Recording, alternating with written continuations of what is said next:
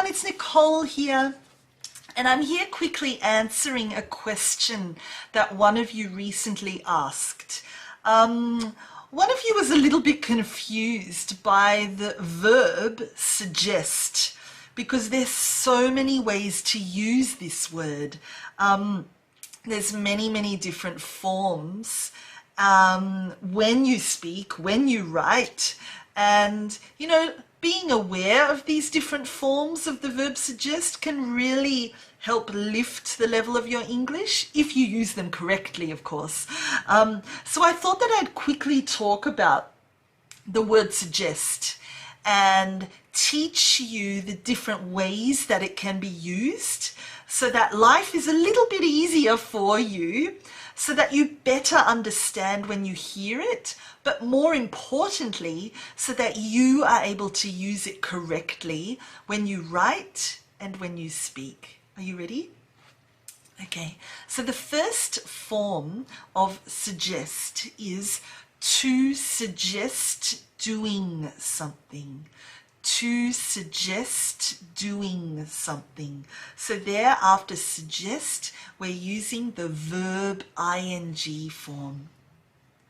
Next, to suggest that someone does something. So there, after suggest, that someone does something. Next, to suggest someone does something, the same as the previous, but without that. We could also say someone should do something. We don't need the word suggest for that. The idea behind it is that it's a suggestion. Or to suggest something, and the something there is the noun form. So look, they're the different forms. I think it's best if I give you some examples. So let's have a look first. To suggest doing something. Are you ready? I suggest going to the Italian restaurant on the corner. Or he suggested reading this book. Or our teacher suggested doing 30 minutes of homework every day. So all of those examples are to suggest doing something. The interesting thing here is if someone uses the suggest plus the verb ing, it means that they're including themselves in the suggestion.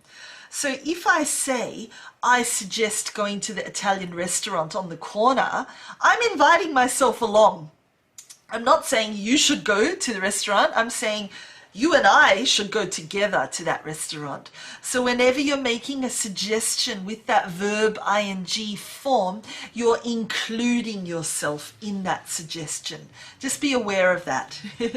The second one, to suggest that someone does something, we could say, I suggest that we go to the Italian restaurant on the corner. Or he suggested that I read the book. Or our teacher suggested that we do 30 minutes of homework every day. There you go. We can also use the same form without that. So we could say to suggest someone does something. So for example, he suggested I read this book. Or I suggest you go to the Italian restaurant on the corner. Or our teacher suggested we do 30 minutes of homework every day. So you're not including yourself in that suggestion. Next, someone should do something. So the idea, the suggestion is already included. You don't need to use the word suggest. So you should go to the Italian restaurant on the corner.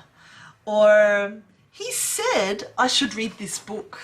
Or our teacher said we should do 30 minutes of homework every day.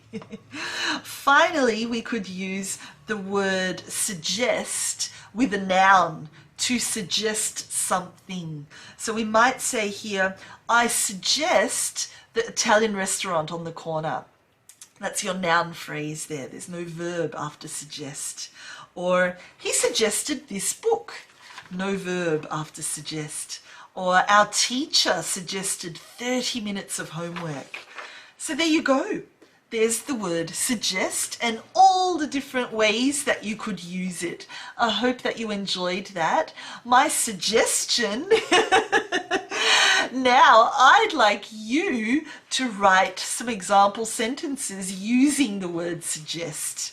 So I suggest that you write some example sentences, or I suggest writing some example sentences because I use the ing, I will help you. Or I suggest you write some example sentences. I suggest example sentences. There you go. That's my input. So seriously, write some sentences using suggest for each of those different forms, and it will click. It will make it a lot easier. Anyway, I hope that helped. I hope you enjoyed it, and see you again soon. Bye.